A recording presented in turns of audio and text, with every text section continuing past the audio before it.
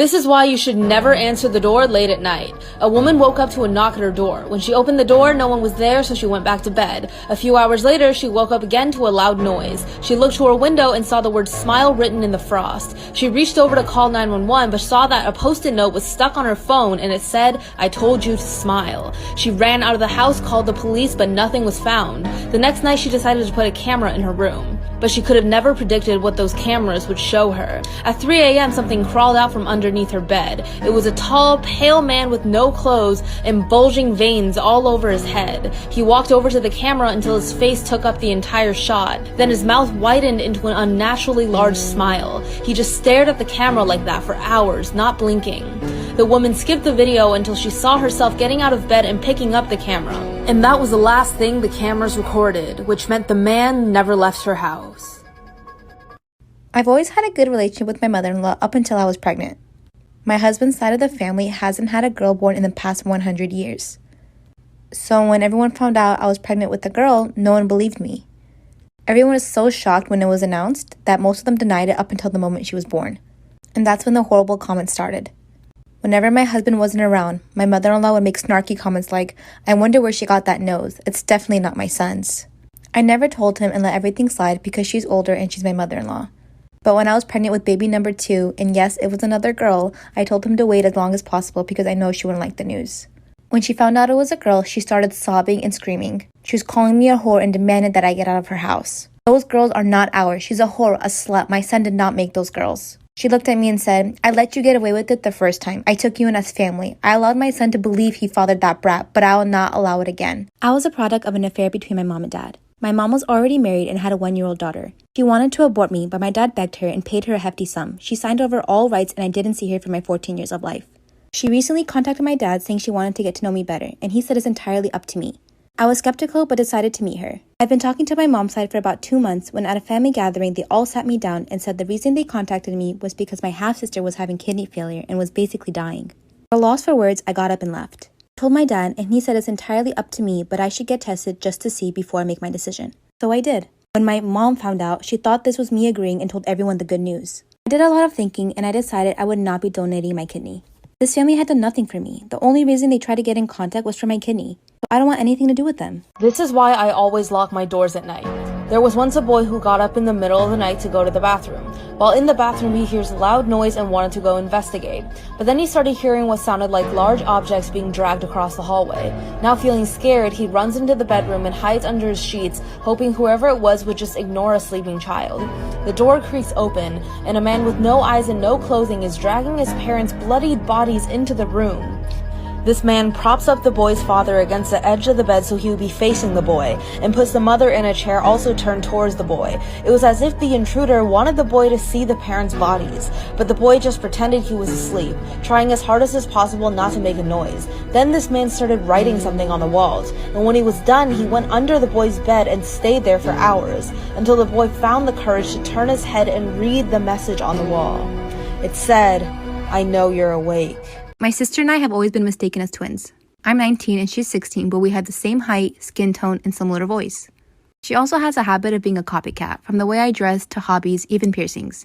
I know it's cute if you look at it from the outside, but sometimes it gets annoying. Like, yeah, we are quite close too, but why does she always happen to pick up everything I pick up? One afternoon, I was tidying up some costumes in my college showroom and found a rather cute brown and pink wig. It looks like a mushroom. I put it on, think it looks rather funny, so I snapped a picture and posted it to my Instagram. I received a text from my sister asking if I really cut my hair. I didn't mention it was a wig. While I somewhat have a feeling that she might copy that too, I lied and replied yes.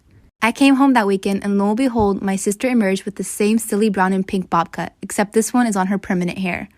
She was surprised that I arrived with my hair still long, then realized that I lied to her. She was furious that she had to cut that silly hairstyle because she thought I had it. Our parents think that it's a really bad joke and wanted me to. I work as an assistant for a really big fashion company. I had a defective wedding dress and my boss asked if I knew anyone we could give it to. My best friend recently got engaged, so it was perfect. When she posted on Instagram to thank me and my boss, my family caught wind of it, and that's when the influx of calls came. I do not have a good relationship with my family. My parents kicked me out when I was 16 after I came out to them, and my sister wasn't much better. They demanded to know why I gave the dress to my friend and not to my sister. I didn't even know she was engaged. They suggested I try to take it back from my friend as family should always come first. My sister even tried to call my boss to complain. I just got off the phone with my mom and this is how the conversation went. She says my sister is very upset about the dress, and I told her she needs to get over it.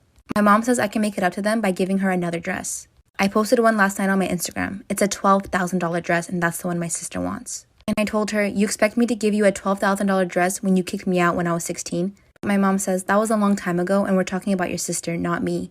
When I refuse to give the dress, my mom says the least I can do is help her buy one. At this point, I hang up, and I've been avoiding them since then.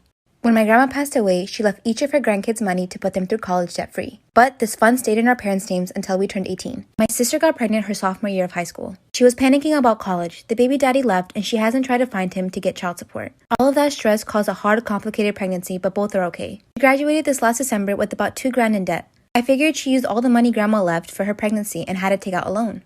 I got accepted to my dream college, but my mom was insistent that I stay local to save money. I told her grandma left me more than enough, but that's when she told me. They used all the money that was supposed to go to me to take care of my sister and her kid and her expensive pregnancy. I broke down and just lost it crying. I was shouting how they screwed me over for the kid that fucked up. My sister got upset and asked me if I'd rather have had her live on the street unable to raise her child so I can go to college and have a good life. Story time about one of the worst customers ever. I got a new job at a coffee shop downtown. It was my first day out of training and I would be taking orders and making drinks on my own. I was a little nervous, but excited and ready to be by myself. Everything was going great until this woman came in. She came up to the counter and immediately noticed that I was new there. She said, I'm a regular and come in almost every day. Write my order down and save it so I don't have to explain it to you again next time. At first I thought she was joking, so I smiled and laughed, but then I quickly realized that she wasn't kidding. She proceeded to order a very complicated drink, which I didn't mind. I was up for the challenge. I made her drink and handed it to her with a smile. Without even trying it, she said the color was off and requested I remake it. When I turned around to try again, she said, don't mess it up this time. It's not rocket science. I remade the drink, and this time she picked it up and looked at it, didn't try it, and complained that I put too much caramel in it and asked if I was trying to make her fat. I remade the drink a third time, doing everything she requested. This time she actually tried the drink and immediately spit it back into the cup. She then told me that I'm horrible at my job, called me incompetent and lazy, and of course, asked to speak to my manager. It only got worse from here.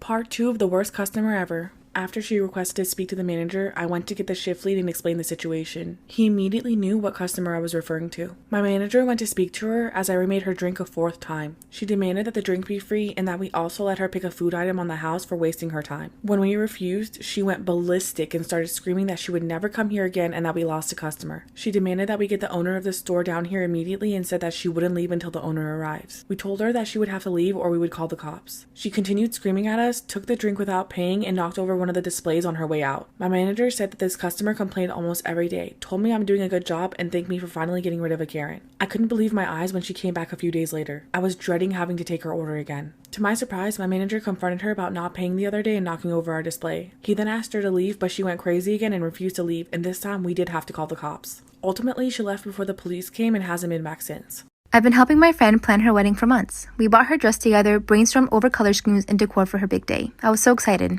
She had told me that she was going to take care of all the bridesmaids' dresses and all I had to do was give her my measurements. Then, at her bachelorette party, she mentions that she's already had a dress fitting with the other bridesmaids. I was a bit flabbergasted they had done this without me and asked if they had a dress in my size, and she cut me off and said, oh, I'll get it sorted. Next thing I know, she's not responding to my texts or messages. I kept trying to tell myself she's just busy with wedding plans, but I couldn't help but feel like something was up. Now it's about 2 weeks before the wedding and I still have no bridesmaid's dress to wear. I contacted the maid of honor and asked what was going on, but I didn't get a response from her either. I woke up to a text from the bride this morning that said, I'm sorry, I feel really bad for saying this, but I can't find a dress in your size. I even tried changing the whole dress style, but nothing I found would fit you. You're too big for all the sizes I could find.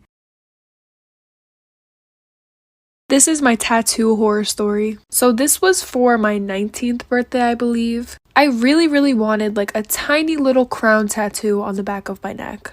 I saw it on Pinterest and I was like, I need this tattoo. I need it right now. So I messaged my normal tattoo guy and he was already booked for like the next few days, and like I said, I wanted it right then and there, which was a very big mistake looking back at it. And it was a Sunday, so not many tattoo shops were even open in the first place, except for one. I wish I could just out this place. It is literally the most horrible place run by the most horrible people. But anyway, I go in. He told me that he could do it, but it has to be bigger because he can't do something that small. which I've seen tattoo artists do tiny little tattoos, so that was the first red flag. But I was being impulsive and stubborn and I really wanted that tattoo right then and there, so I said okay. He put the stencil on me and it looked small, it looked good. After having him tattoo my neck for over an hour and a half, I started to get worried. Part 2 of my tattoo horror story. So I was in the tattoo shop for about 2.5 hours. This wasn't because he was tattooing me for 2 hours, but because he kept on taking short breaks. He kept on telling me that he had to take a smoke break.